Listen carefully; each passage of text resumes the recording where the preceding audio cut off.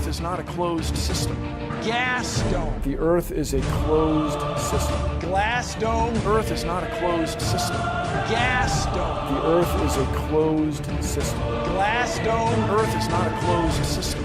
Gas dome. The Earth is a closed system. Glass dome. Get it? Glass dome. Gas dome. Are you with me? You want answers? I think I'm entitled. You want answers? I want the truth! You can't handle the truth! Now, one thing I really want your generation to embrace is that the Earth is a closed system. The Earth is a closed system.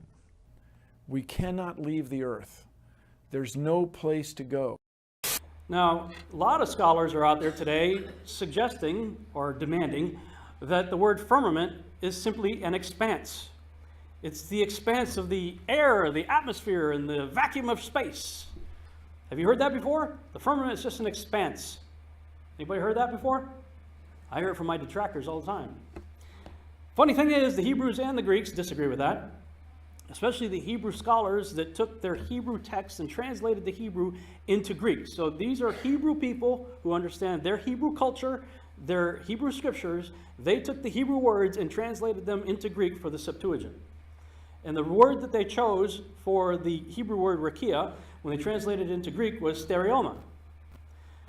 And that word, the origin of that word, is a combining form borrowed from Greek where it meant solid, used with reference to hardness, solidity, three-dimensionality in the formation of compound words. And when you just look at other online resources such as blueletterbible.com, look up the word rakia, you'll see right there it's an extended surface, solid, expanse, firmament, expanse, flat as base, support, firmament of vault of heaven supporting waters above, considered by Hebrews as solid and supporting waters above. Over and over and over again, you see that the Hebrews understood it to be solid. The word rakia comes from a root word, raka. Forgive me if I'm pronouncing these words wrong. And when you look up that word, that root word, it talks about to beat, to stamp out, to spread out, to stretch, to stamp out, to beat out, like when you're pounding metal. Spreading metal out by beating on it. I don't know how you can beat on air to create an expanse. And Job, which I believe actually predates Genesis, comes right out and tells you. In Job chapter 37, verse 18, pick your translation. I grew up in the King James.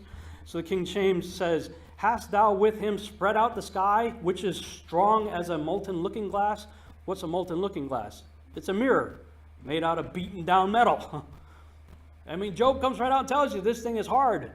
Because the thing is, the scientists are literally saying that they're bouncing signals off of the sky. Now, their excuse is saying it's a shell of electrically charged particles, but this seems to be their excuse and their only way to describe what they are witnessing. Because if you think about it with common sense, the air is supposed to be thinner the farther you go up. And so how are they possibly bouncing signals off of the sky?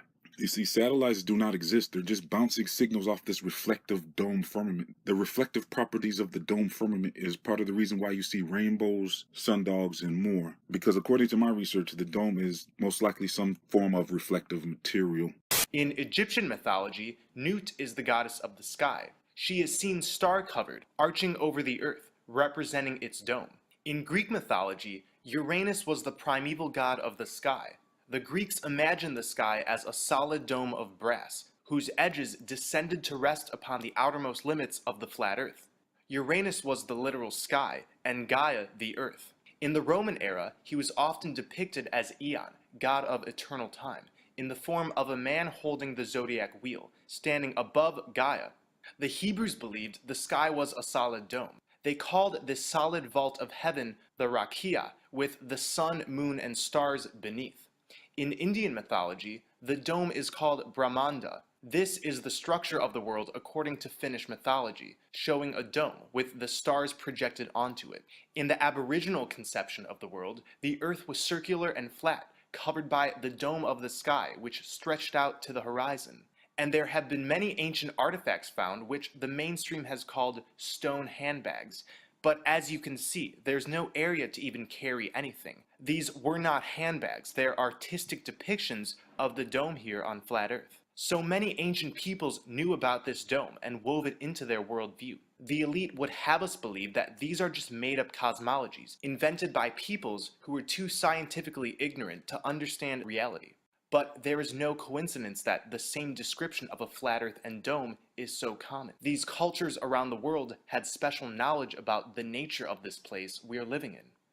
And it may be hard to see tonight, but we are all standing under a glass ceiling right now. Something really strange going on about 100 kilometers up, and it's not really talked about much.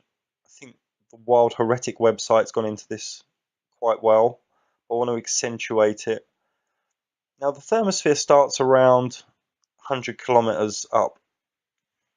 This is sort of the area where NASA seems to have a lot of trouble, but that's for another subject. What happens at 100 kilometers up? It goes from around minus 50, 60 degrees, which is pretty cold, to well over 200 degrees in a really thin layer of altitude, all around 100 kilometers up. What would cause this drastic change of temperature? What could do this? What could be there? I mean, I've personally not seen enough evidence to suggest anything's even gone past this 100-kilometer range, but that's for another time.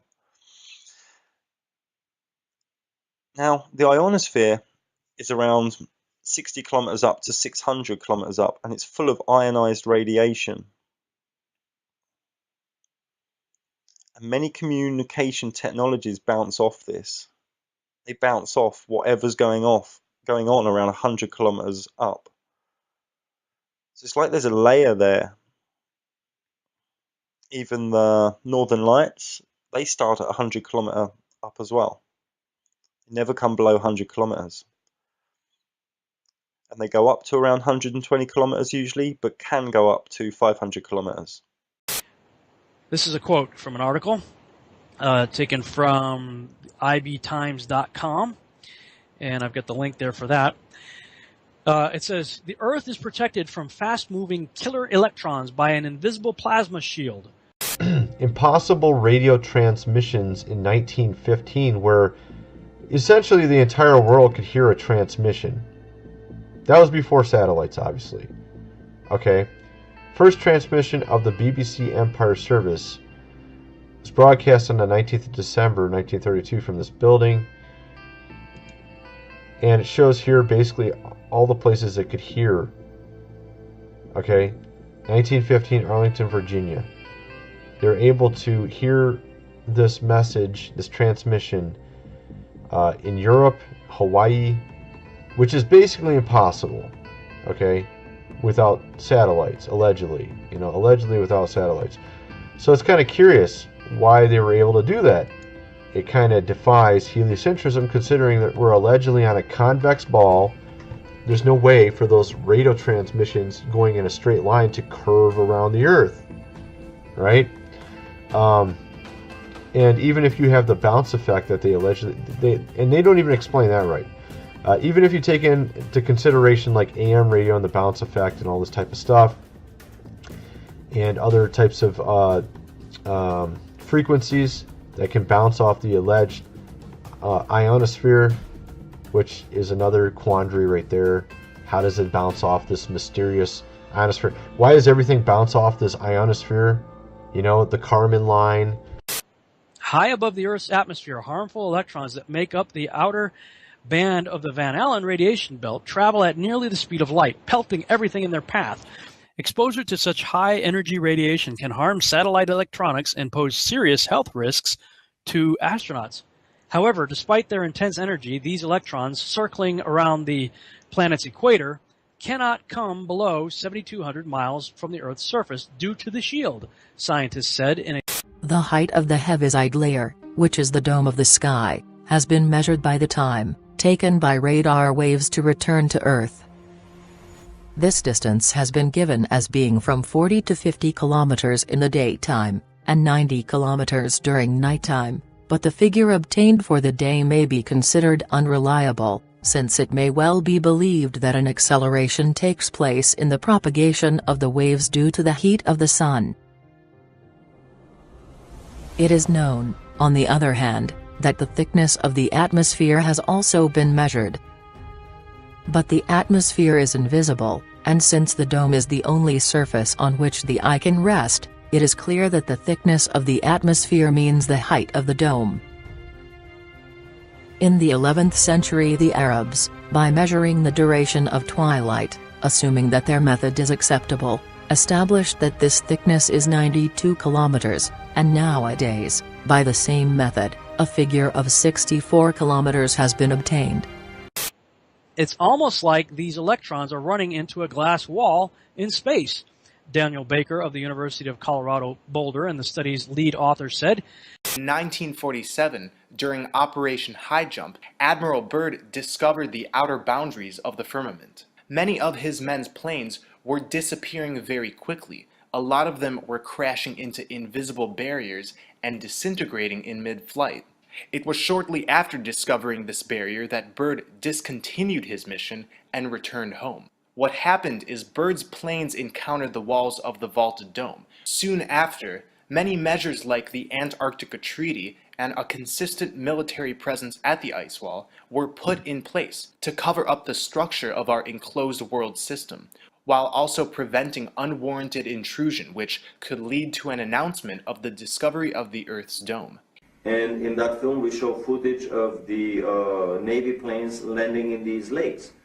But even more so, he found, to his amazement, that his planes were disappearing very quickly. A lot of them crashed into invisible barriers and disintegrated in mid-flight. This is an indication that the Germans had already perfected the force field shields, and they were up and operational around the German colony at Neuschwabenland.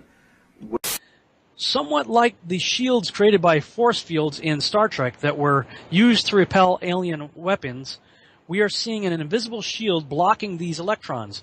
It's an extremely puzzling phenomenon. Lightning is a phenomenon which results from the electrification of the vault, but it must be explained that the luminous branches and ramifications which are observed in what is called forked lightning are not lightning at all, strictly speaking, neither do they traverse the atmosphere as is believed. They correspond to luminous electrical currents, which travel in the vault of the sky itself, where they follow irregular tracks, probably metallic veins, and it can also be seen that they adopt the convex shape of the vault. These currents contribute eventually to the accumulation at a certain spot of the quantity of electricity which is required to cause a discharge towards the Earth, which occurs then in a direct line. The invisible shield, dubbed the plasmaspheric hiss, is made up of very low frequency electromagnetic waves in the Earth's upper atmosphere. It has been calculated that the height of meteors never exceeds 90 kilometers, and this figure confirms the estimate, which is given further on of the probable distance of the vault of the sky from the surface of the Earth. The comets, meteors, and shooting stars are phenomena, which also have their origin, like the so-called forked lightning, in the mass of the vault. The author, definitely, knows this to be the case. Comets are spontaneous luminous manifestations, which are created by electrical reactions occurring in the vault of the sky, and this explains their unexpected and sudden appearances, as well as their rapid and erratic movements, indifferently direct or retrograde. The passage of a comet is not accompanied by sound, that is to say that there is no electrical discharge like in the case of lightning, which causes the vault to split and detonate. It can be surmised that lightning takes place in the thickness of the vault, whereas a comet is a surface phenomenon. The orbit of comets which may be seen to sweep across the vast expanse of the sky is described as parabolic. This means, in fact, since the passage takes place on the surface of the dome, that the orbit follows exactly the curvature of same and acquires, therefore, a seemingly parabolic shape. The formation of comets seems to be due to the influence of the satellite disks of the Earth as they pass at certain points of the vault of the sky. Otherwise, when they occupy certain degrees of the zodiac, particularly the 29th degree of Sagittarius. In the case of Encke's comet of December 21, 1795, the Sun was at the 29th degree of Sagittarius. In that of Brooks' comet of November LLTH 1911, Mercury was passing at the same degree, and again for Donati's comet, October 2, 1858, it was Mars which was effecting its passage at this very spot. The same remark applies, moreover, to the third degree of various signs, particularly Gemini. In the last case mentioned, that of Donati's comet, Uranus was at the third degree of Gemini. For Halley's comet which returned on March 4, 1910, Mercury was at the same degree, Venus at the second degree of Libra, Mars at the second degree of Cancer, while simultaneously Saturn passed at the 29th degree of Aries, etc. All these circumstances, which cannot be coincidences, point evidently to the existence of a mathematical law, governing the formation of comets, through the combined agencies of the satellites, when they pass simultaneously at various degrees of the zodiac, and since the satellites have a regular motion, it follows that the periodicity of comets, if it does exist, may be due to this fact. Shooting stars are not to be confused with the stars in the ordinary sense, which form the constellations and move at a very slow pace. They are luminous manifestations, which glide rapidly on the surface of the vault of heaven, without any electrical discharge towards the earth. They are, thus, related to vault lightning, especially as they sometimes can be heard to emit crackling sounds like sparks. Meteors are also luminous phenomena, resulting from electrical reactions which occur in the vault of the sky. It has been observed that they are frequently accompanied by detonation, and by a sound similar to that of thunder, which is, therefore, caused by the splitting of the dome, so that there can be no doubt as to their real origin. Scientific data and calculations have helped researchers deduce that the hiss deflects incoming electrons, causing them to smash into neutral gas atoms in the Earth's upper atmosphere and ultimately disappear. Be careful.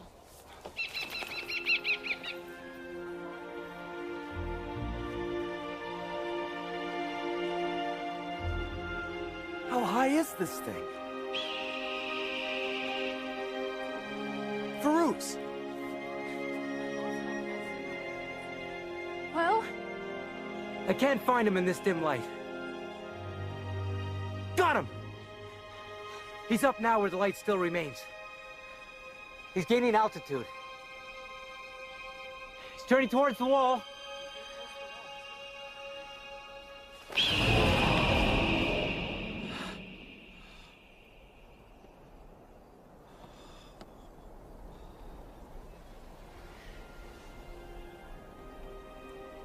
Why are you stopping?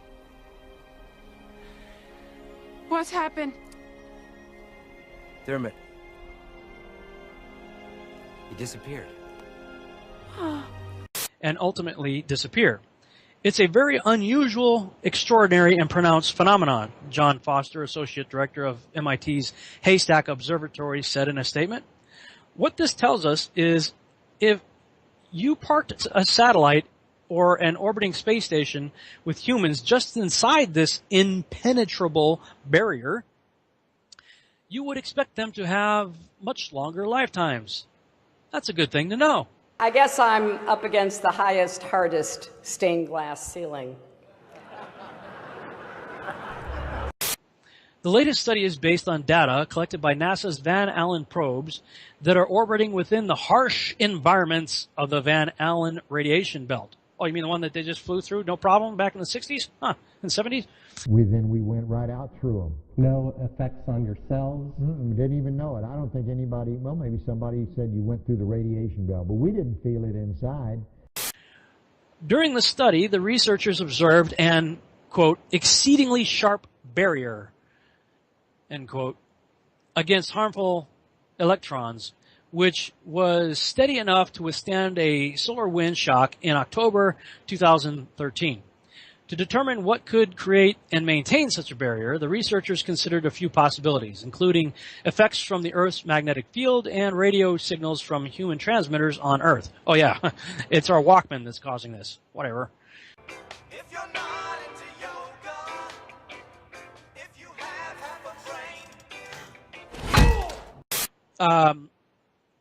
You know, and there's another article I should post where they're saying they basically want to poke a hole or blow up or eliminate even the Van Allen belts.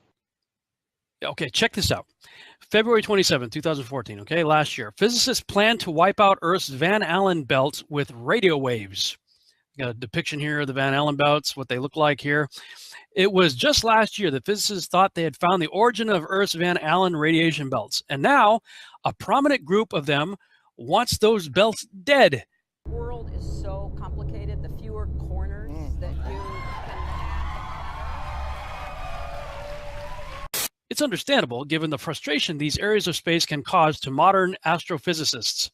If you want to launch a satellite or a telescope, let alone a human being, the Van Allen belts will be a painful thorn in your side. So, says a growing group of astrophysicists, why not wipe them out altogether? It might seem odd to hear scientists propose destroying a feature of the natural world, but there is a decent scientific argument to be made that these belts provide us nothing useful and that we could lose them without a single negative effect. These guys, they think they came from monkeys, okay? This is the way the Earth is. Okay, this place was created with these things around us for a reason. Okay, and these knuckleheads, hey, I think we should just blow it up. I don't really think it's important. I don't know what it does, so let's blow it up. And it's not the first time. Okay, let's put the chronology here. You got again, Operation High Jump 46 through 47, Operation Deep Freeze 55 to 56. He dies in 57. NASA's formed in 1958. Then after Operation Deep Freeze and whatever weirdness took place down there, everybody leaves Antarctica, and they go and form this Antarctic Treaty and put that into place in 1961. The original signatories were the 12 countries active in Antarctica during the International Geophysical Year 1957 to 58. The 12 countries that had significant interest in Antarctica at the time were Argentina, Australia, Belgium, Chile, France, Japan, New Zealand, Norway, South Africa, the Soviet Union, the United Kingdom, and of course the United States. These countries had established over 50 Antarctic stations for the International Geophysical Year. The treaty was a diplomatic expression of the operational and scientific cooperation that had been achieved on the ice. Something happened down there after Operation Deep Freeze, and presumably about the time that Admiral Byrd died. So all these nations that I just talked about here, they leave there, they come back, they sign this Antarctic Treaty. At the same time, NASA's formed, and right away, the United States and Russia start launching high-altitude nuclear bombs in the atmosphere. Now, I can see why the people will put on a conspiracy hat at this point, because if they're trying to avoid a conspiracy, they're not helping with the names. You've heard me say it before. I'm going to say it again. You know, you got Operation High Jump, Operation Deep Freeze. NASA's formed. They signed this Antarctic Treaty. And then when you look at the high-altitude nuclear bomb tests that began here, I'm going to go ahead and read Operation Dominic here. Operation Dominic was a series of 31 nuclear test explosions with a 38.1 megaton total yield conducted in 1962 by the United States in the Pacific. This test series was scheduled quickly in order to respond in kind to the Soviet resumption of testing after the tacit 1958-61 test moratorium. Most of these shots were conducted with free-fall bombs dropped from B-52 bomber aircraft. 20 of these shots were to test new weapons designs, 6 to test weapons effects, and several shots to confirm the reliability of existing weapons. The Thor missile was also used to lift warheads into near space to conduct high-altitude nuclear explosion tests. These shots were collectively called Operation Fishbowl. Operation Dominic occurred during a period of high Cold War tension between the United States and the Soviet Union, since the Cuban Bay of Pigs invasion had occurred not long before. Nikita Khrushchev announced the end of a 3-year moratorium on nuclear testing on 30 August 1961, and Soviet tests recommenced on 1 September, initiating a series of tests that included the detonation of Tsar Bomba. President John F. Kennedy responded by authorizing Operation Dominic. It was the largest nuclear weapons testing program ever conducted by the United States and the last atmospheric test series conducted by the U.S., as the Limited Test Ban Treaty was signed in Moscow the following year. Now, check this out. If you click on Operation Fishbowl, we learn about Operation Fishbowl here. It was a series of high-altitude nuclear tests in 1962 that were carried out by the United States as part of the larger Operation Dominic nuclear test program. The Operation Fishbowl nuclear tests were originally planned to be completed during the first half of 1962, with 3 tests named Bluegill, Starfish, and Orca. The first test attempt was delayed until June. Planning for Operation Fishbowl, as well as many other nuclear tests in the region, was begun rapidly in response to the sudden Soviet announcement on 30 August 1961 that they were ending a 3-year moratorium on nuclear testing. The rapid planning of very complex operations necessitated many changes as the project progressed. All of the tests were to be launched on missiles from Johnston Island in the Pacific Ocean north of the equator. Johnston Island had already been established as a launch site for United States high-altitude nuclear tests rather than the other locations in the Pacific Proving Grounds. In 1958, Lewis Strauss, then chairman of the United States Atomic Energy Commission, opposed doing any high-altitude tests at locations that had been used for earlier Pacific nuclear tests. His opposition was because of fears that the flash from the nighttime high-altitude detonations might blind civilians who were living on nearby islands. Johnston Island was a remote location more distant from populated areas than other potential test locations. In order to protect residents of the Hawaiian Islands from flash blindness or permanent retinal injury from the bright nuclear flash, the nuclear missiles of Operation Fishbowl were launched generally toward the southwest of Johnston Island so that the detonations would be farther from Hawaii. Orca was to be a test of about 1 megaton yield at very high altitude, above 1,000 kilometers. The proposed Orca test was always controversial, especially after the damage caused to satellites by the Starfish Prime detonation, as described below. Orca was finally canceled, and an extensive reevaluation of the Operation Fishbowl plan was made during an 82-day operations pause after the Bluegill Prime disaster of 25 July 1962, as described below. And you could go on and read about Kingfish and all this stuff. Okay, so we got Operation Dominic, within which we have Operation Fishbowl. Now, with the tinfoil hat on, playing conspiracy theory here, the flat earthers are claiming, and I think it's a reasonable claim, that, you know, if that model is true, then we know we have a circle, the circle of the earth as described in the Bible, surrounded by Antarctica, the outer rim, that has a 200 or 300 foot ice wall, cliff, that keeps everything in, hence Operation High Jump. You got to get over that, right? So it looks like, at least from the flat earther perspective, that probably during Operation Deep Freeze, they may have found the edge of the dome, presumably anywhere from 800 to 1,200 miles inland from the coast. Then everybody pulls out, signs this treaty, says nobody can go back except under the express guidelines of the international community that signed the treaty.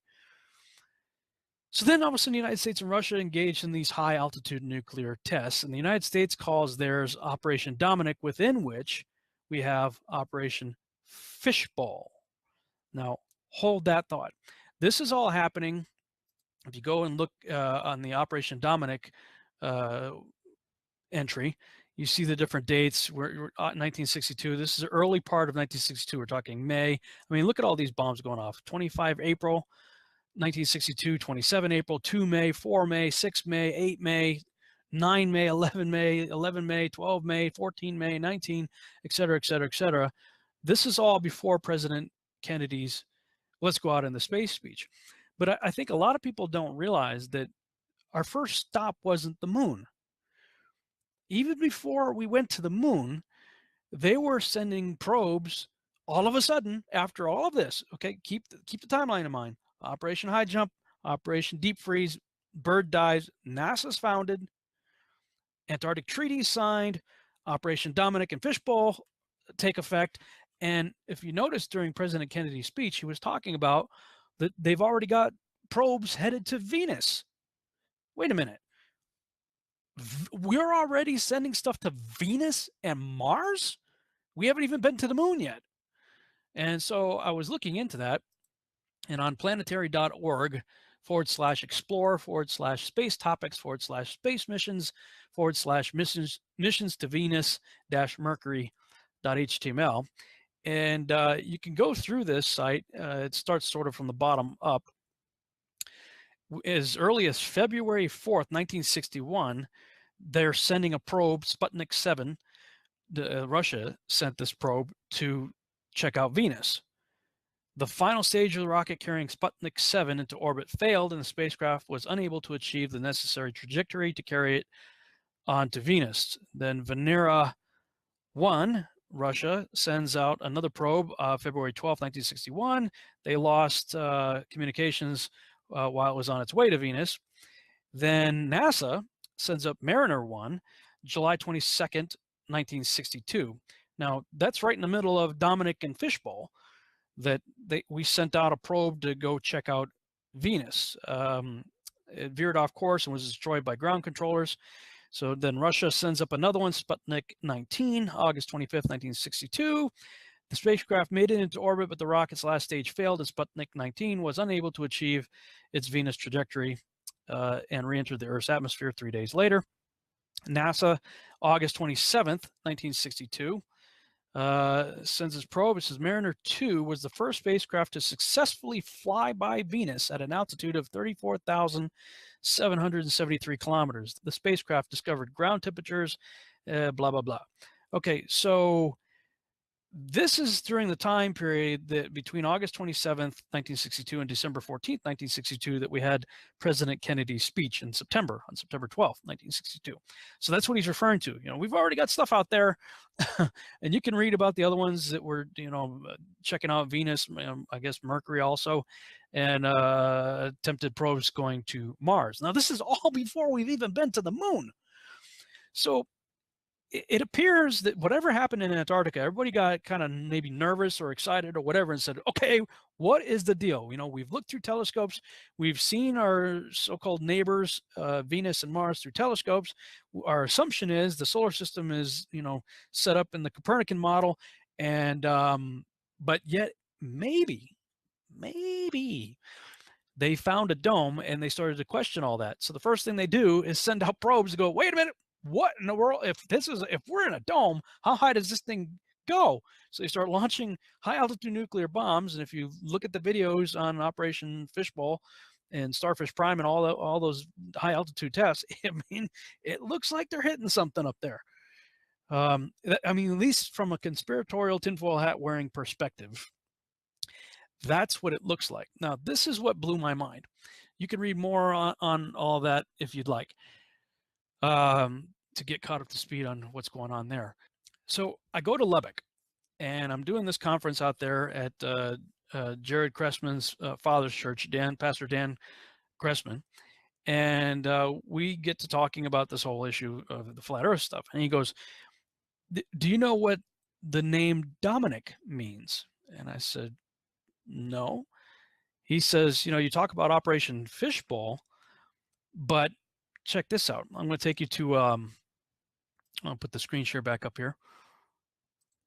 Take you to a one of those name websites. I like using behindthename.com. Look up the name Dominic. And again, let's just double check it here. Dominic, D-O-M-I-N-I-C. Look up Dominic, D-O-M-I-N-I-C, from the late Latin name Dominicus, meaning of the Lord. Fishbowl was part of Operation Dominic. It looks like they are sending high-altitude nuclear bombs to test the fishbowl of the Lord, i.e., the firmament. Yeah, this is definitely one of those things to make you go,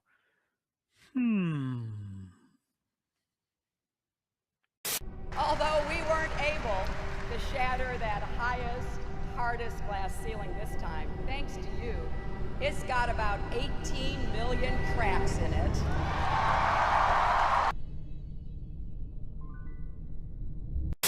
In the exact same time period, Russia is also testing the dome. The Soviet Union's K project was a group of 5 nuclear tests conducted in 1961-62. They were all high-altitude tests fired by missiles of the Kasputin Yar launch site in Russia.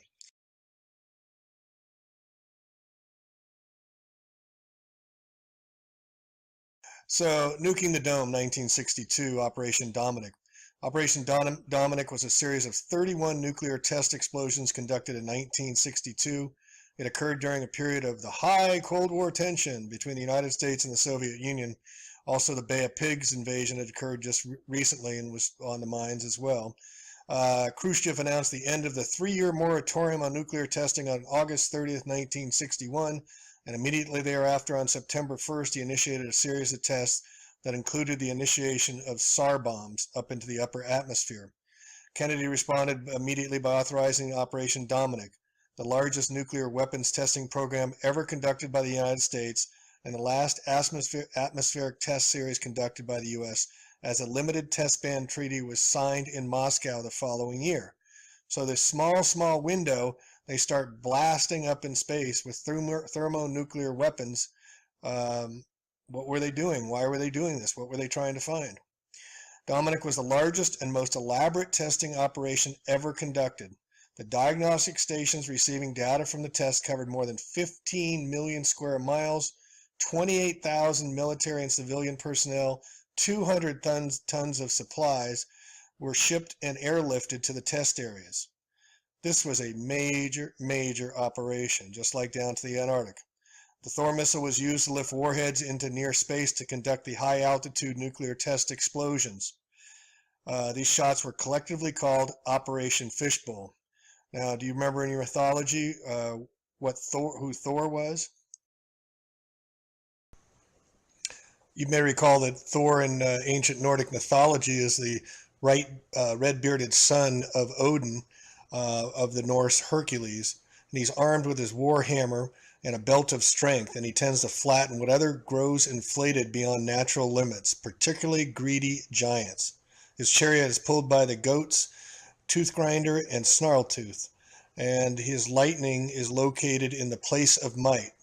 Thor safeguards important demarcations while breaking open those that unduly block or limit.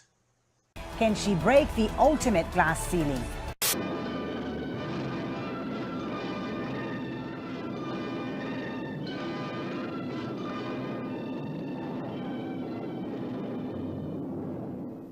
Johnston Island was the center of launch and experimental activity for the 1962 high-altitude weapon effects testing termed Operation Fishbowl, geared to collect effects data from nuclear bursts at high altitudes.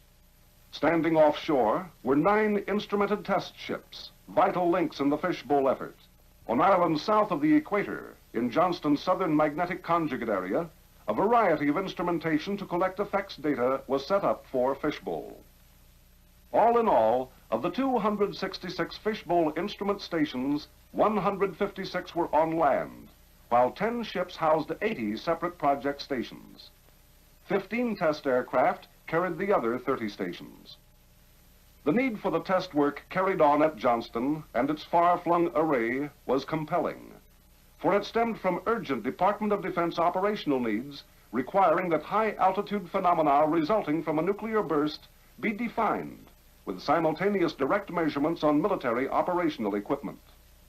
For while America had been making rapid strides in other aspects of missile technology, its investigation of high-altitude nuclear detonation effects had lagged due to the 1958 test moratorium imposed shortly after the nation's first look at nuclear effects at high altitudes.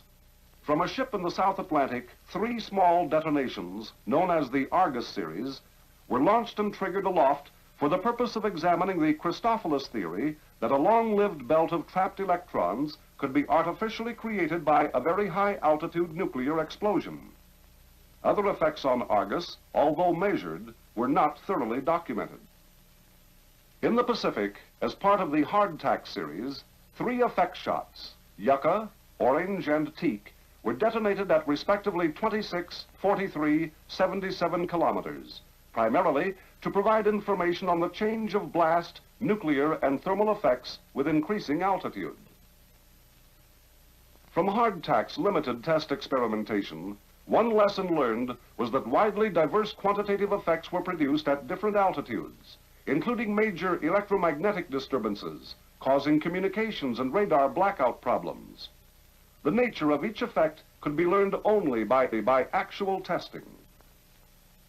More than the information they furnished, these 1958 shots indicated how much more there was to learn about nuclear burst-created atmospheric ionization. One objective concerned ICBM acquisition, tracking, and intercept problems. It was essential for both defensive and offensive planning that experimental data be obtained on the effects of high-altitude nuclear bursts on radar performance. A third objective concerned communications blackout, that is, the loss of signals due to disturbances in the ionosphere caused by high-altitude detonations. It was necessary to know the ensuing effects on military command and control systems which require long-range communications. These military objectives meshed into the overall fishbowl objective of gaining a vertical scale of information for various altitudes and yields. Included in the wide assortment of fishbowl projects were thermal studies on I-burn, investigation of debris distribution, and documentation of the nature and transport of the magnetic field disturbance generated by high-altitude detonations. On Operation Fishbowl, nuclear detonations rent the sky 5 times over the Johnston Island area, each time during the hours of darkness.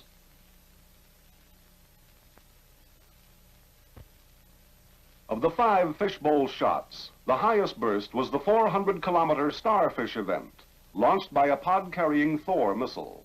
Its yield was 1.4 megatons. In addition to the local phenomena, the transport of bomb debris and other charged particles in the magnetic field produced colorful aurora, arcing into the northern and southern conjugate regions. Checkmate, like Starfish, did not display a well-defined fireball. Checkmate exhibited a moderate aurora seen in both the northern and southern conjugate areas.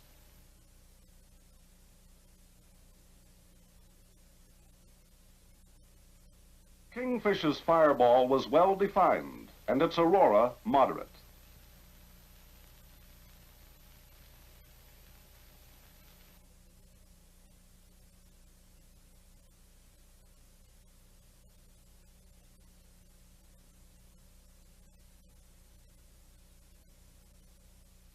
Refraction effects from a nuclear burst are of concern in the high-precision target tracking of ICBMs in the terminal phase.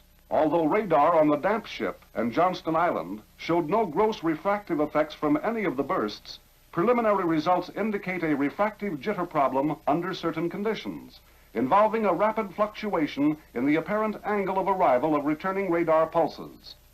It was present on all events, but most pronounced on bluegill and kingfish. Another electromagnetic effect important to DoD's search capability is clutter, which could hamper radar performance for a period longer than other effects. Radar clutter is caused by ionized air, ionized bomb debris, and electrons trapped in the magnetic field. All these materials reflect radar energy, giving rise to false targets on the radar scope. Our first consideration is the reflection clutter from the fireball itself. Confined to the visible fireball, it is most pronounced when a well-formed fireball is generated. Another problem is presented by field-aligned clutter, observed in that region of the sky for which the observer is at right angles to the magnetic field lines at E-layer heights, and within an azimuth of about 15 degrees to either side of magnetic north.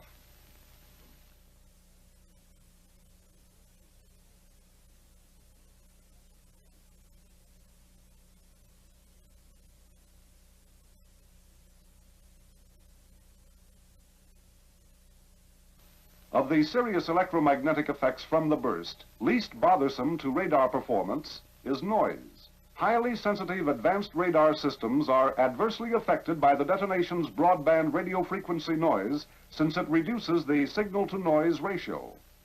In the high-frequency experiments, burst-induced ionization altered propagation conditions, but caused no widespread outage. After the detonation, usable frequencies tended to be higher than pre-burst values. On some paths, propagation conditions were enhanced by the creation of new modes or paths. Almost all conditions had returned to normal by H plus 2 hours, except on starfish, where effects were detectable Pacific-wide for 2 days.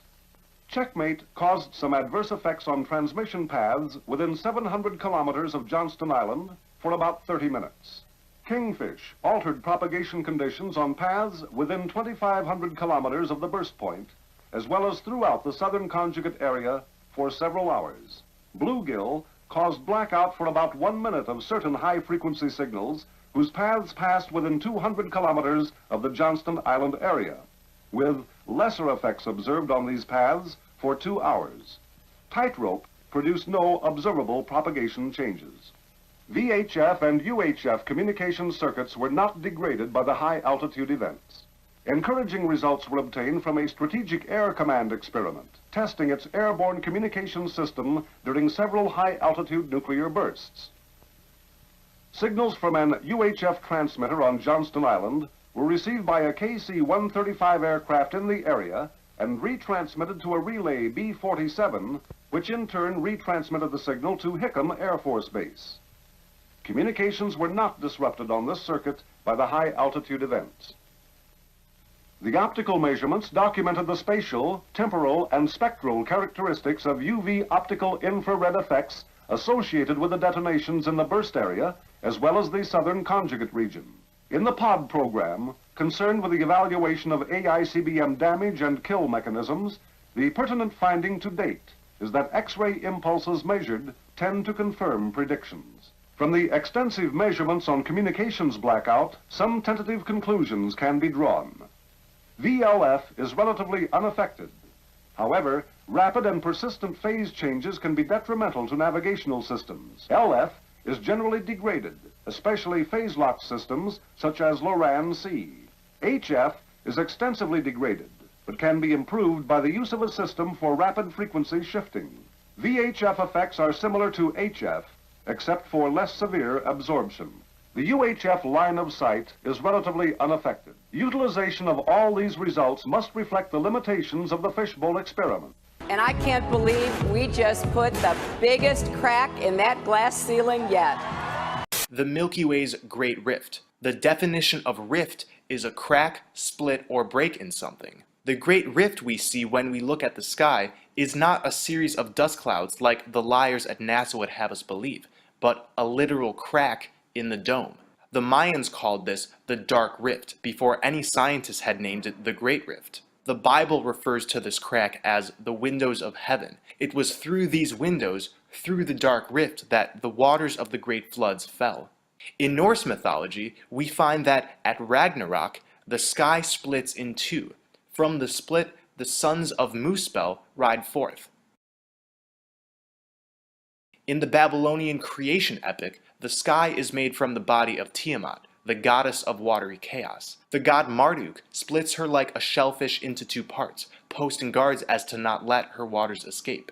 The Aboriginal people saw the dark rift as the area where a dangerous creature known as Yura lives. Among American Indians, the sky was also conceived of as a solid dome which would break in cycles. As Lucien Levy Bruhl wrote, in North America, in Indian belief, the earth is a circular disk, usually surrounded on all sides by water, and the sky is a solid concave hemisphere coming down at the horizon to the level of the earth. In Cherokee and other Indian myths, the sky is continually lifting up and coming down again to the earth, like the upper blade of a pair of scissors. This distance has been given as being from 40 to 50 kilometers in the daytime, and 90 kilometers during nighttime. The vault of the sky may not be absolutely rigid, but may at intervals, alternately recede and advance, so that under these conditions, the changes of atmospheric pressure would obviously result from the varying heights of the vault. The azure color of the atmosphere may be due to the presence in the surface of the sky of certain metals or of their alloys, which provide a blue coloring matter, such as copper oxide or cobalt. This latter metal, particularly, which is used for producing blue-colored glass, is found in very large quantities in meteorites, and its color could be diffused by the sun onto the atmospheric layers, even if they do not completely reach the top of the dome, as the latter could cast a reflection from a distance. It might also be inferred that the reddish tint of the transparent disk of Mars is due to the fact that the part of the dome which underlies its orbit contains iron oxide, which provides a compound of this color.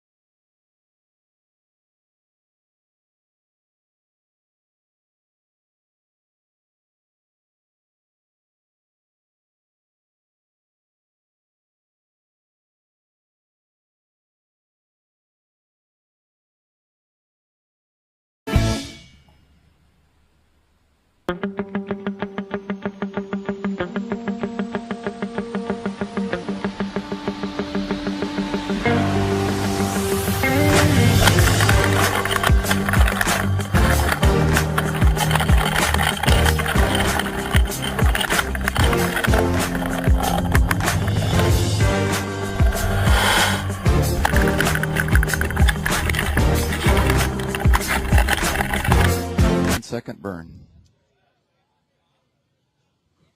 Uh-oh. Uh-oh. Uh-oh. He's in a roll, it appears, at this point.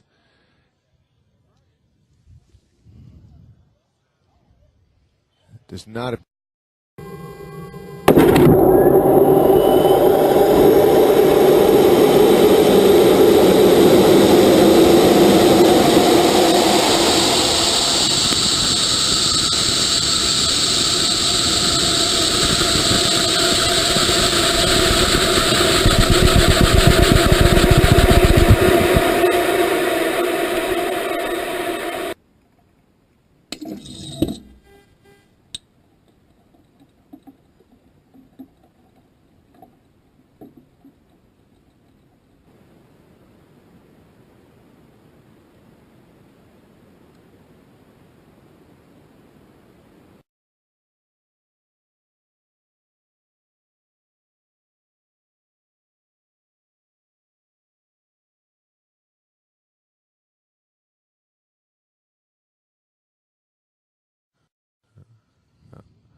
All right, we are in the box and ready to go. 10 seconds to release. Cross your fingers and say a prayer.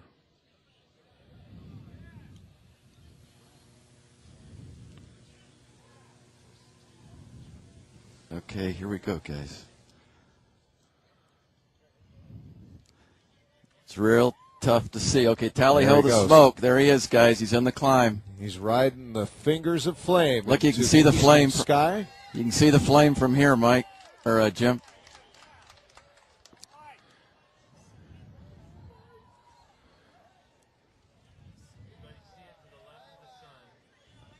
Our webcast viewers are enjoying unprecedented camera coverage from the ground here. A radar-locked camera from Edwards Air Force Base tracking Spaceship One as it streaks through the sky to punch through the atmosphere and reach suborbital flight.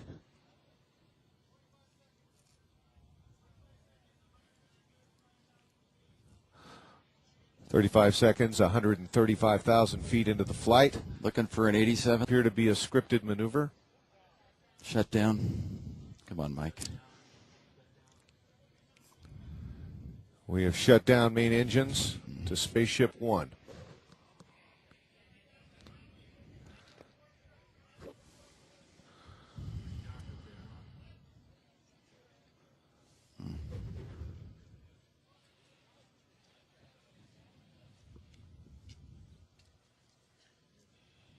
Still in the climb. 250,000 feet, still in the climb. 5 knots indicated, so feathers coming.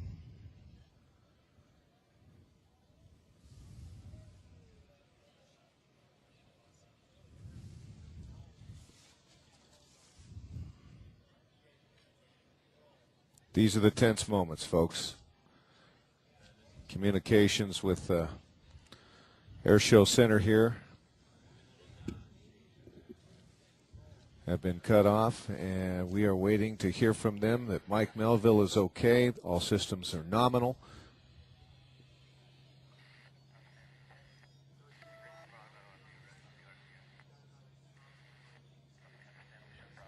Wow, look There's at your that. downlink camera Look from at that, aboard folks. Spaceship One, looking down at the Earth. 330, they made it, Jim. 330,000 feet. They made it. Yes.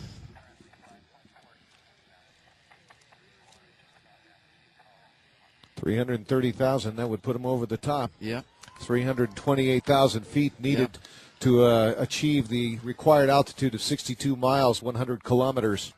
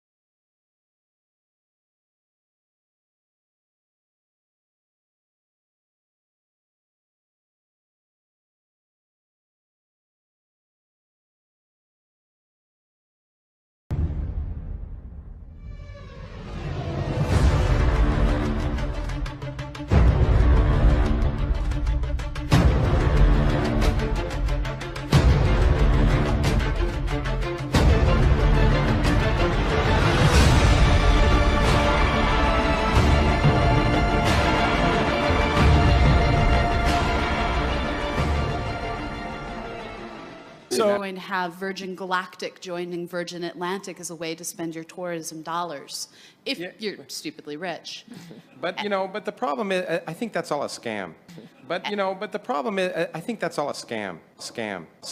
I really do. I think I just got asked about this. The point is that it's exponentially, look, to go in Earth or near Earth orbit, you know, to go the distance between New York and Washington above the Earth, yeah, maybe private industry can do it, but it's just the laws of physics say it's just exponentially more expensive and exponentially more difficult to actually explore somewhere interesting. Yeah. And therefore, I don't think it's ever going to be. I don't think private industry is ever. Of shock diamonds in its wake.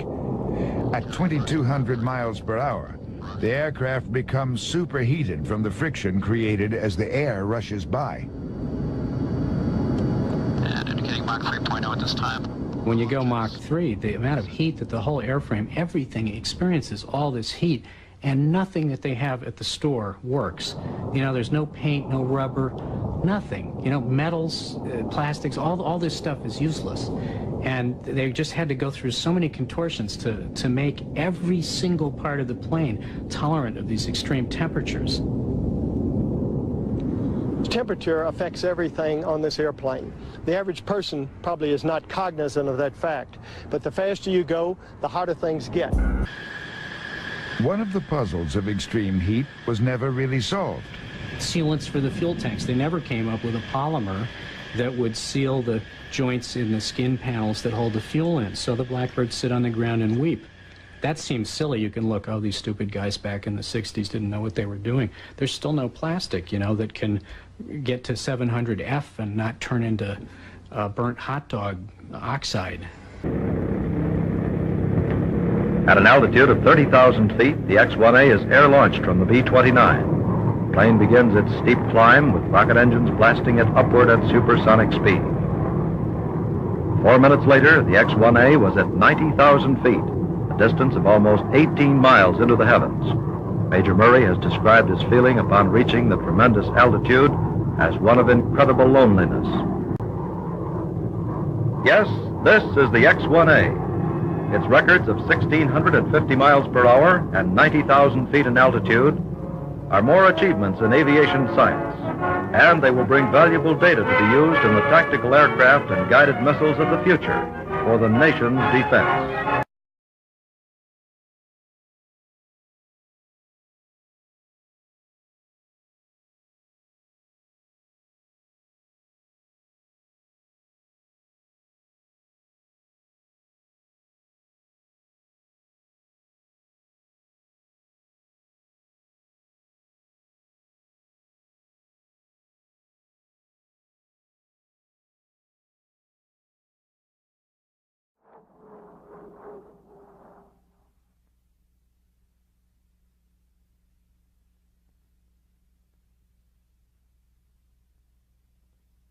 Quiet dawn to a big day, December 14th. For several months, the Air Force had been proud owner of the world's altitude record, set in May of 1958 by an F-104. It had quite a run for a modern record, but first a Russian T-431 and soon afterward a Navy F-4H sent it tumbling. The new Navy mark, 98,560 feet. The Air Force wanted to get it back, but odds were against it. No modern jet has ever been able to recapture its own record. The earthbound people keep watch. There he is, angling down after his swift high leap. He has been where no other man ever has. He's hacked it, beat the Russians by 1.5 miles, and the Navy by almost a mile. The new record, 103,395.5 feet.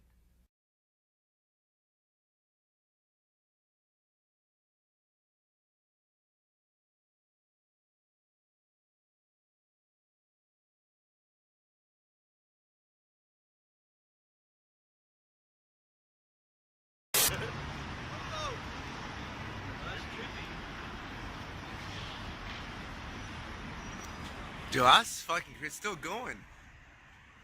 Oh, I deleted it, bro. The way I got you. You deleted it, man? Oh, man. It's gonna be in 4K. That will take the satellite from the stage separation altitude of just over 70 kilometers at the edge of space and accelerate it up to the orbital speed of just over 7.5 kilometers per second, or about 17,500 miles per hour, 10 times faster than a bullet.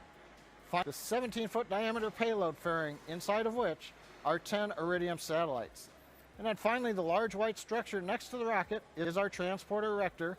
As a reminder, unlike the East Coast, here on the West Coast, the transporter erector will move away starting at about T-minus 5 minutes, just before T0.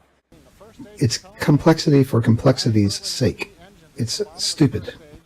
That'll allow liquid oxygen to bleed through the turbopumps, begin chilling them down to prepare them for the ignition that it comes. The payload fairing with the Iridium Next logo on it are the 10 Iridium satellites. The Iridium team working no issues. They have gone to internal power and they are ready for launch. Everything looks good from the Air Force. Support is in place, ready for an on-time launch. And then finally, the weather. The good news is we don't have to do anything about the weather.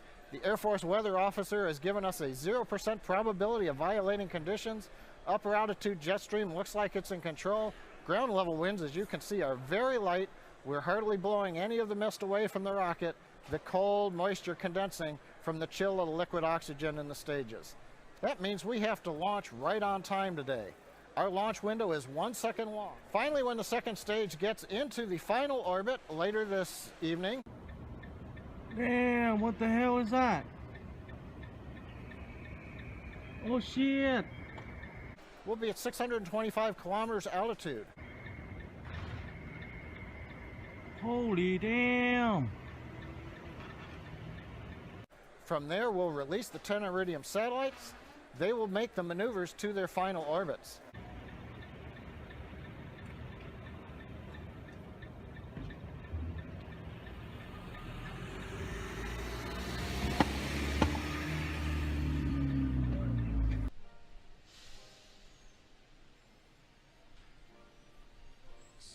Five, 4, 3, 2, 1. Liftoff, Falcon 9. Vehicles cleared for tower.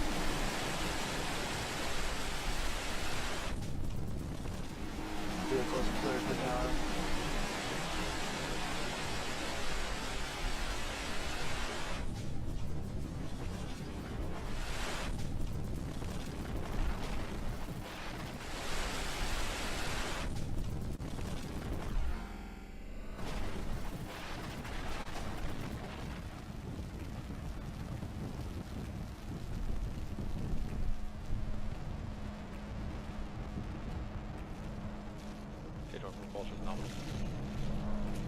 Moving to 3.170.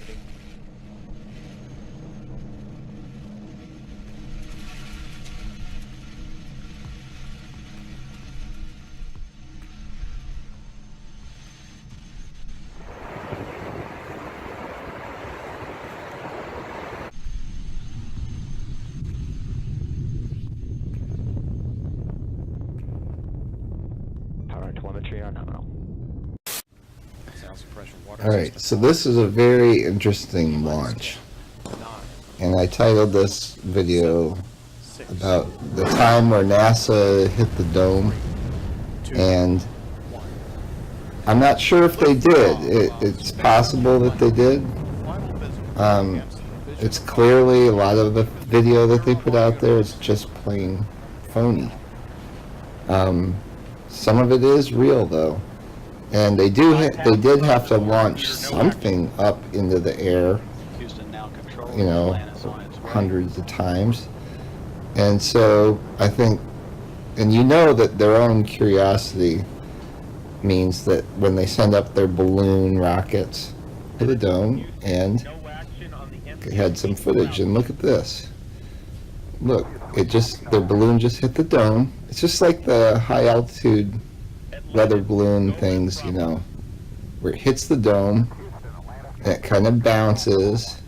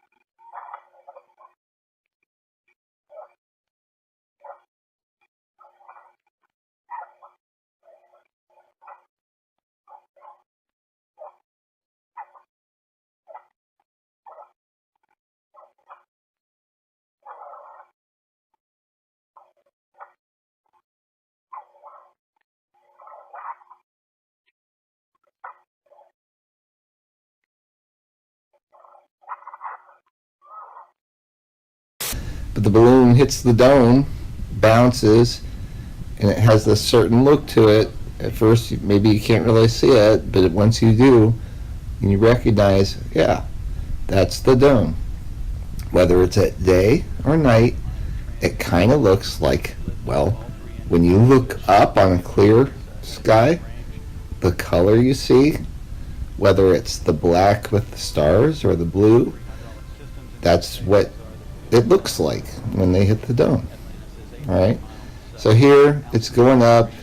And they keep cutting these clips, and some of them are real, some of them are doctored, some of them are completely fabricated. But we know, sometimes when they launch these things, sometimes they're little phony things that go out and dump into the ocean. Sometimes they go high, maybe higher than a plane could fly. Not usually. Sometimes it does. And then other times, the things they send up don't go high at all. So this is supposedly it coming back down now.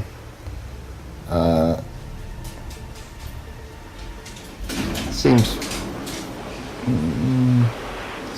Why did they have to cut it? I was just gonna say it seems like it's almost like realistic, but then they have to cut all the time. But they actually bothered to send something up with a camera and go recover the footage. They heavily doctored and edited and fabricated into that footage. And I'm sure they omitted the really cool stuff. But I think what we saw, from what we just saw, if you take out bits and pieces of it, you can start to gather an idea and make a picture of, okay, this is what it could have really been like if they did send something all the way up with the hydrogen balloon rocket and hit the dome. Because that's how you can really do it, hydrogen balloon rocket. Then there's this. This is an example of when they launched something.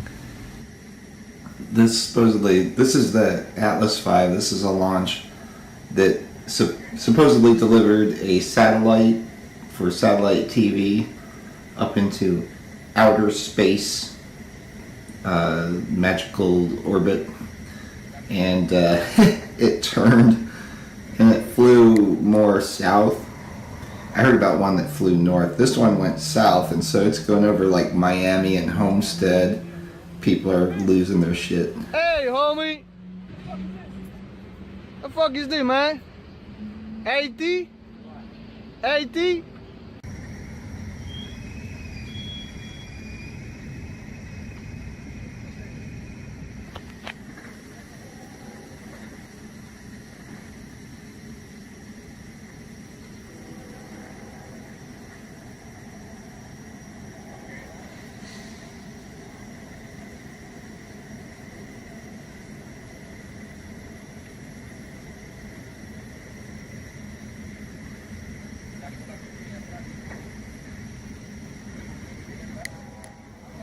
Slide up like that. Yo no sé. No está terrestre. Sí, ¿verdad? Por favor, dime que le tiraste foto, no.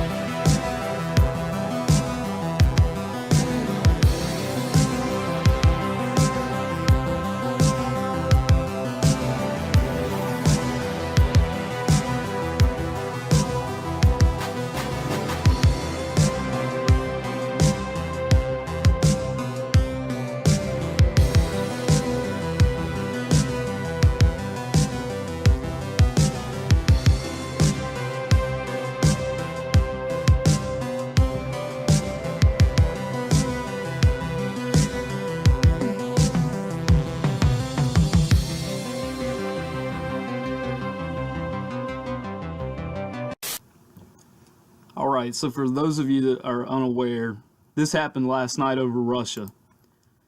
It looks like the exact same thing that just happened over California. And I'm not saying that this is a UFO, because I don't believe that. I believe this is genuinely a rocket.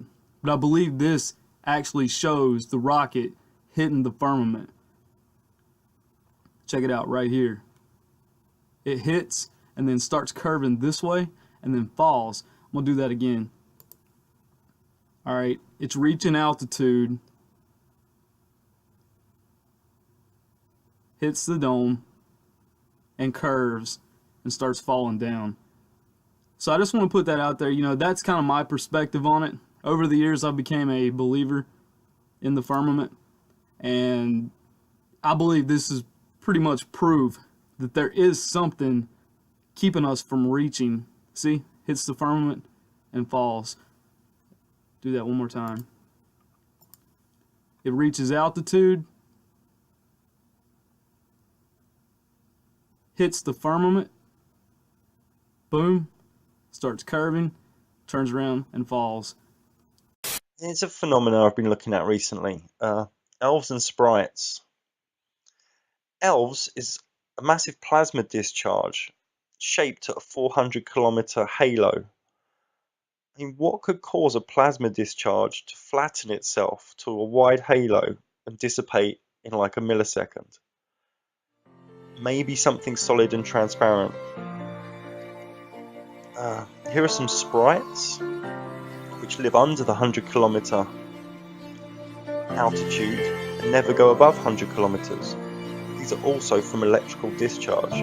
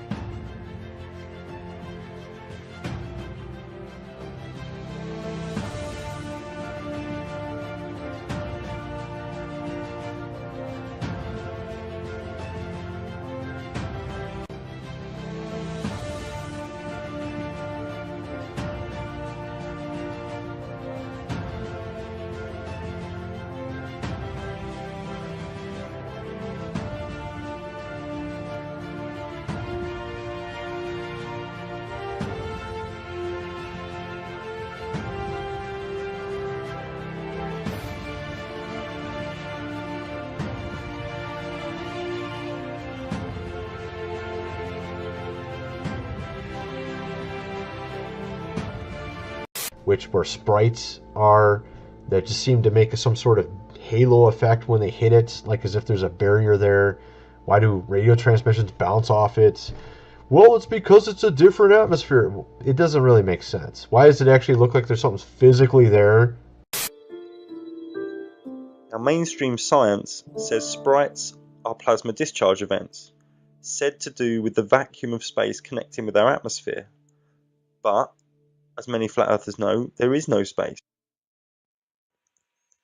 Some think there's a layer of Libyan glass 100 kilometers up that gets overcharged. I don't agree, but we should look into this glass. In the Libyan Egyptian desert, this is like a 200-kilometer range. You can see there's tons of this, what they call Libyan glass. Each piece looks like it's been chipped off another piece, off another layer of glass. They're clear and pure with some meteoric dust in them. The sand and rock native to the desert has a red hue and high in iron, unlike this Libyan glass. It can't be fused by the local sandstones. It's a completely different chemical composition to the local environment. And at the local meteor site 150 kilometers away, they didn't find any there. So there's like 1,000 tons of this most natural glass ever found. And it takes up to 1700 degrees before it starts to melt. That's over 500 degrees higher than any other natural glass. If it's dropped in water when red hot, it doesn't disintegrate.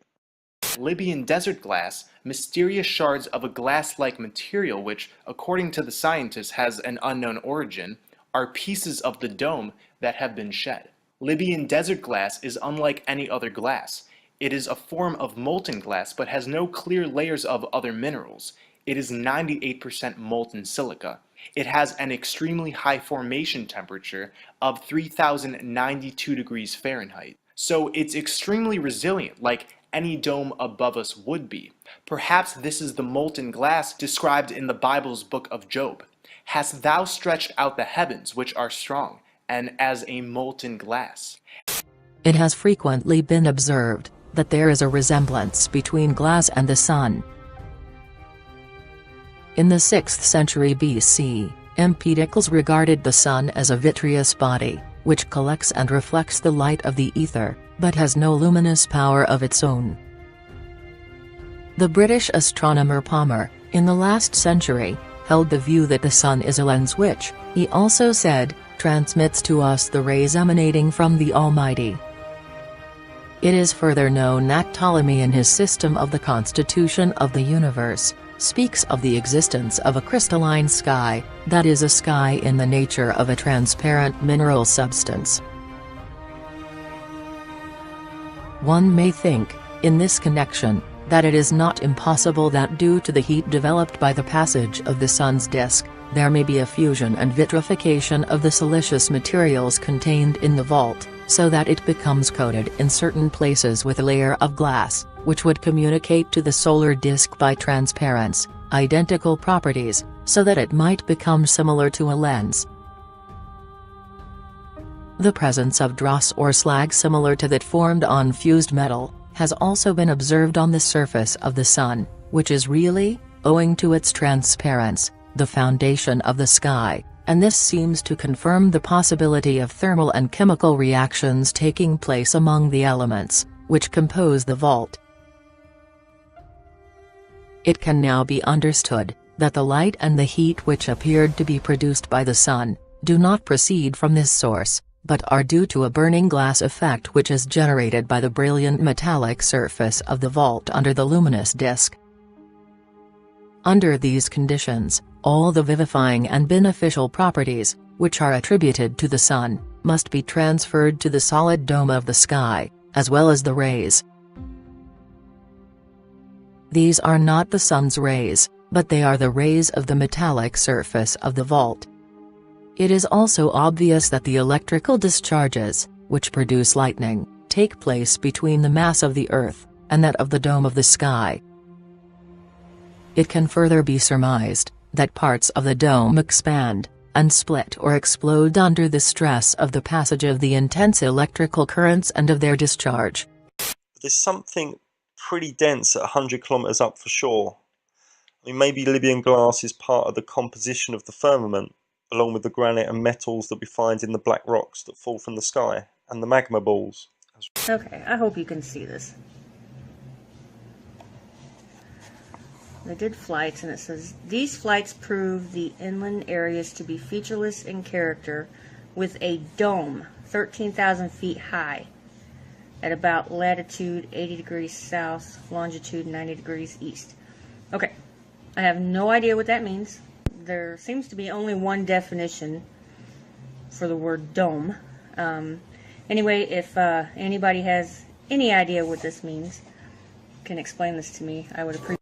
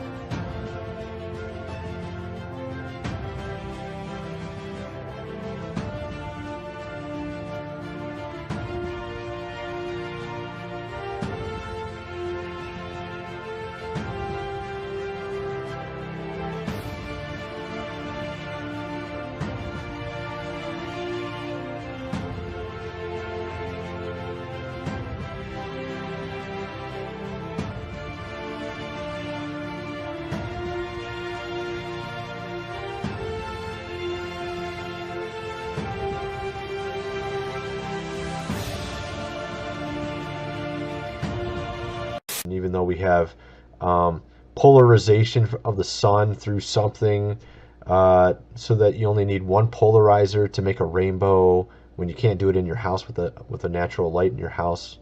It's kind of funny, actually. So there's like a lot of things that don't make sense.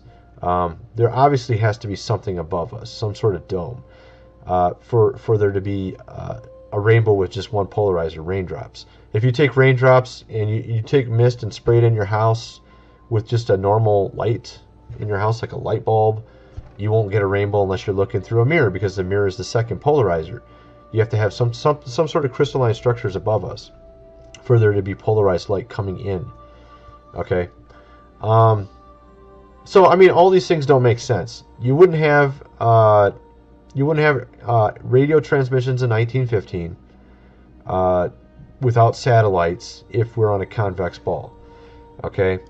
And I just covered rainbows and halos and all that. Halos, you can see them often at nighttime.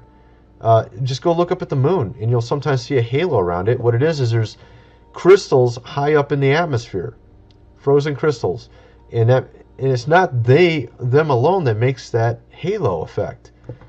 Okay, it takes two polarizers to make any type of rainbow or halo effect, and they just don't tell you that in school. They don't tell you that stuff, because then you'd be like, well, what's the other thing causing it? You know, and they don't want you to ask those type of questions. So then there's this. The Gegenschein. I guess that's a German root word.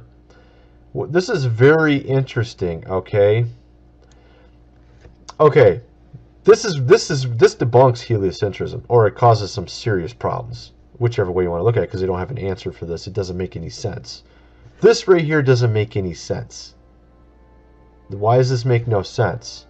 Okay, here's the question. How can you have a lunar eclipse in front of a Gegenschein when it lights up the sky when no moon is present? So if there's no moon present here, it lights up the sky as you see.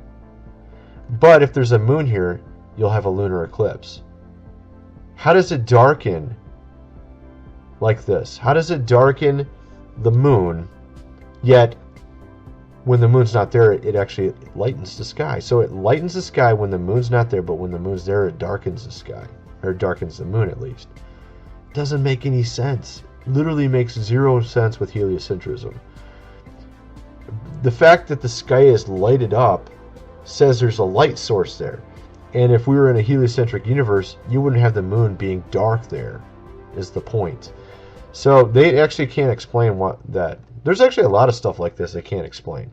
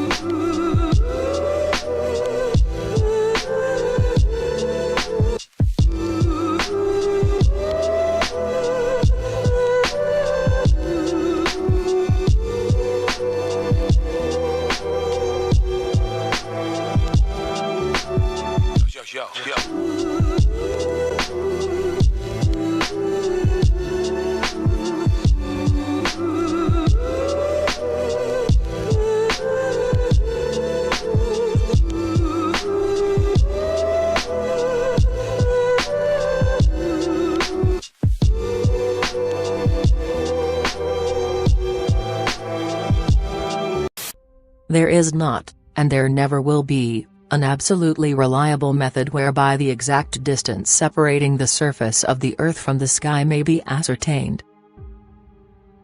It is very doubtful, as a matter of fact, whether the laws of physics which apply to terrestrial conditions would be still valid in the case of the upper atmosphere, and of the spaces adjacent to the top of the dome, but certain data can be taken into account.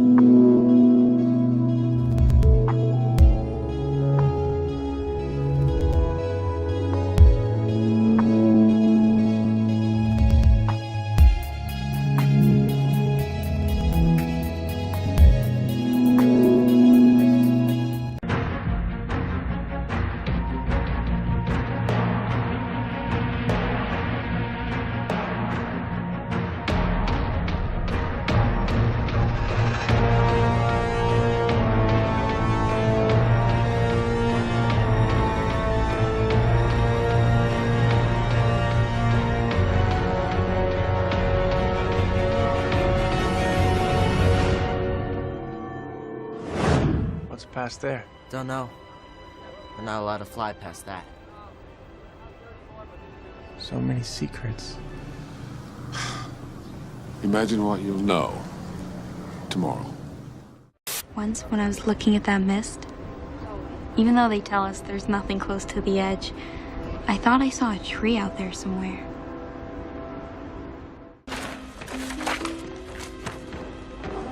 It's some kind of map.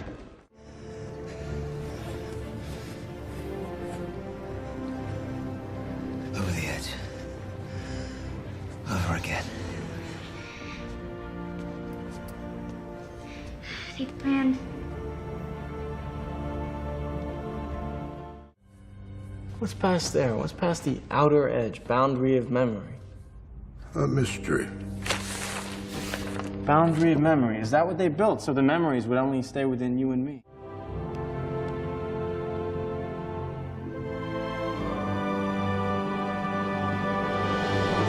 You know the truth. Where are you? You could call it the end of the world.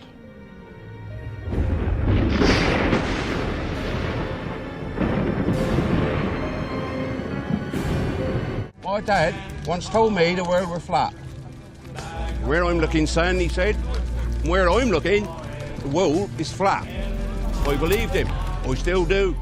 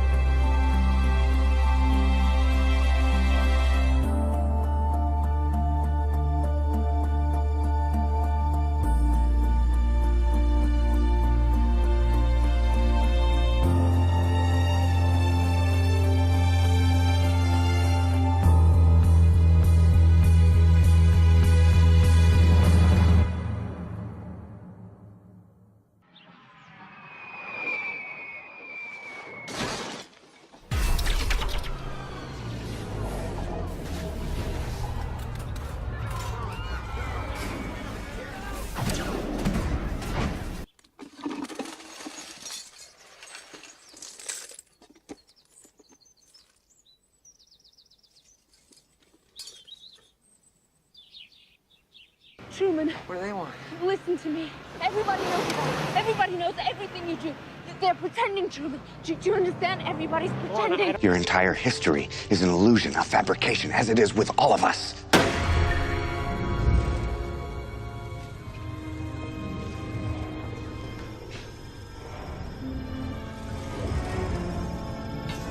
This is how they found the island.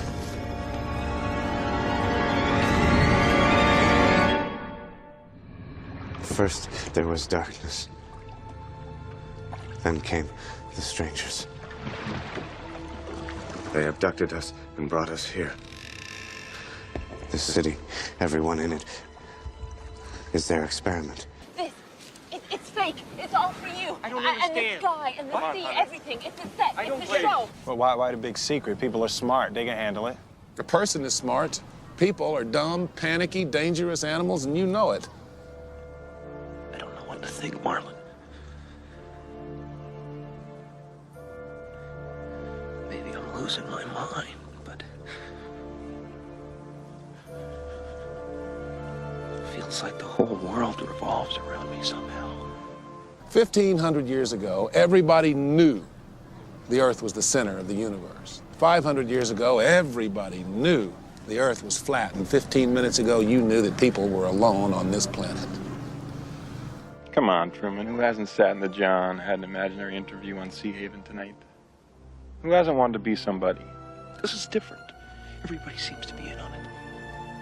You say they brought us here. From where? I'm sorry. I don't remember. None of us remember that. What we once were. What we might have been. Somewhere else. Skylar, I was medicated. I mean, I could have said the world was flat. You know what I think? I think you accidentally told the truth.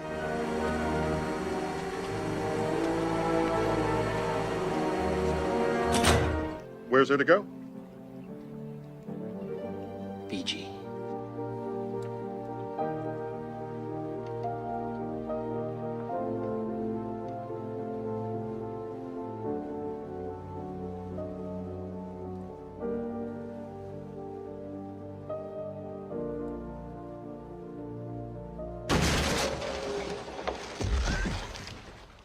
Imagine what you'll know tomorrow.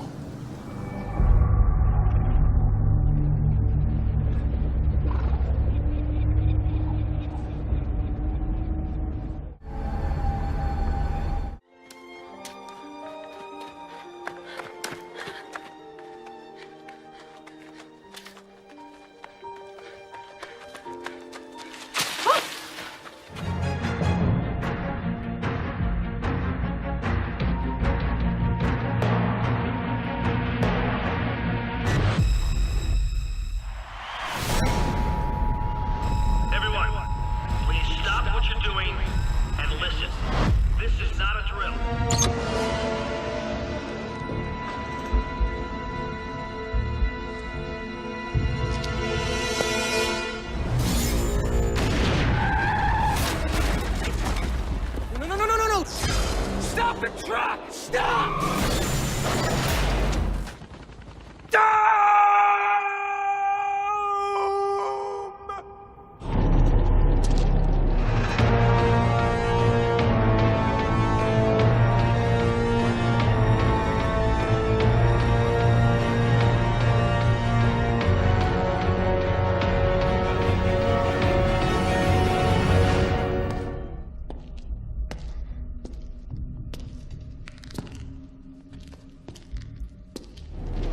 And now you know the truth.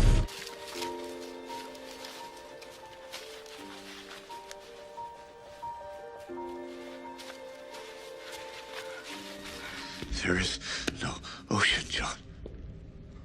There is nothing beyond the city.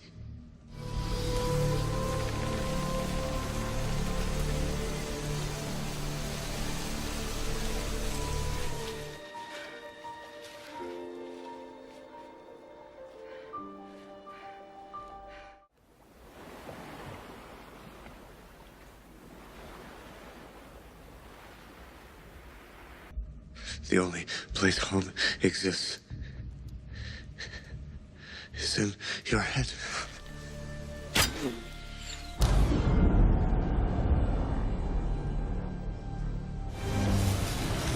It's our world now! Oh my god.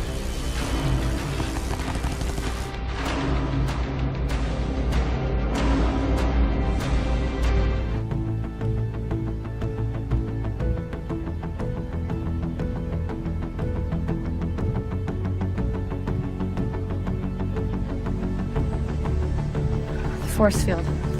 It's a dome. We're at the edge of the arena. Humans, for the most part, don't have a clue. They don't want one or need one either. They're happy. They think they have a good bead on things.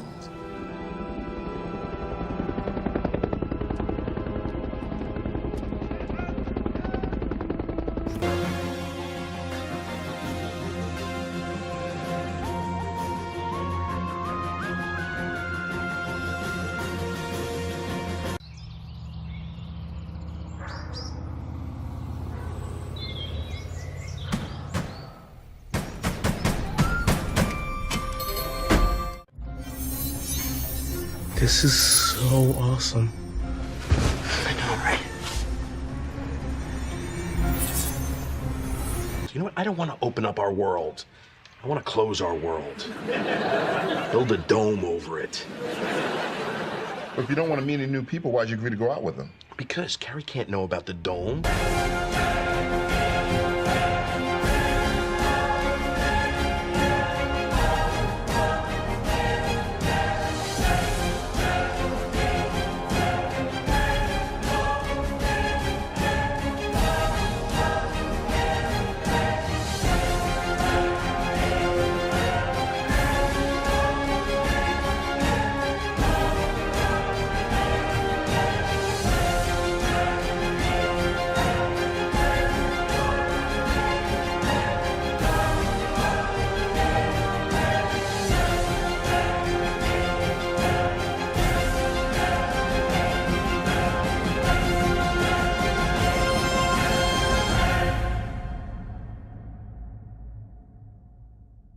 It'll take a long time, a real long time. What if you get all the way up there and there's nothing?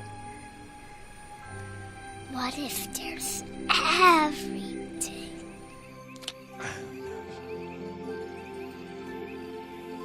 Timon, Yeah?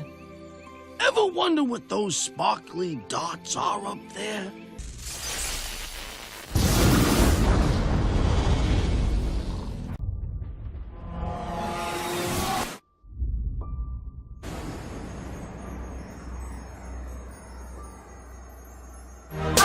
If you feel like you've been down the same road.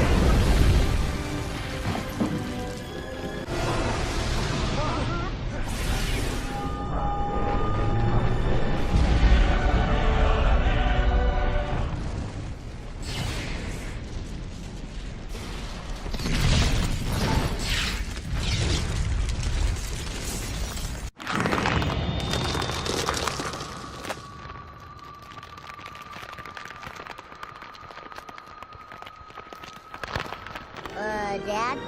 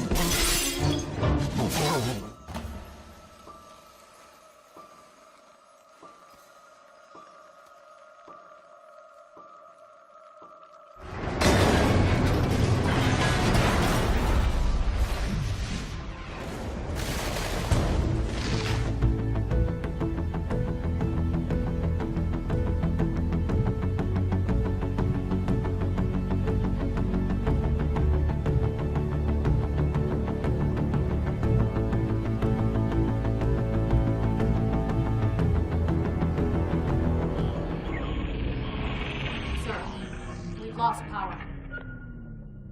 Woohoo!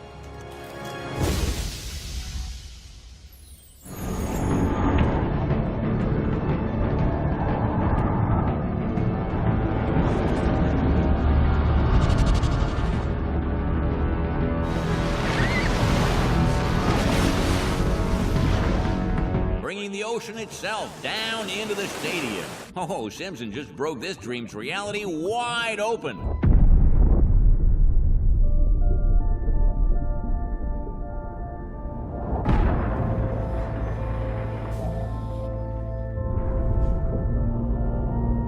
To break the big hard glass ceiling. Jimmy, let's help her out here. Let's break the glass ceiling.